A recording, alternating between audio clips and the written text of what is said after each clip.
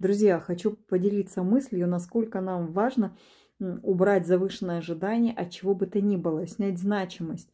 Поясню сейчас я о чем. Пошла на мастер-майнд и пошла только думаю, вот есть вот этот человек, ради него схожу сюда.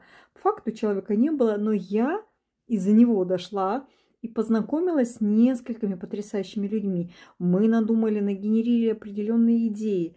То есть, во-первых, ушли в глубину. То есть друг друга узнали, чем мы можем быть друг другу полезны. То есть у нас пошли глубокие процессы, хотя я этого даже не ожидала.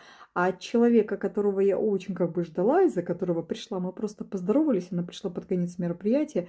И на этом закончилось на сегодня наше с ним взаимодействие.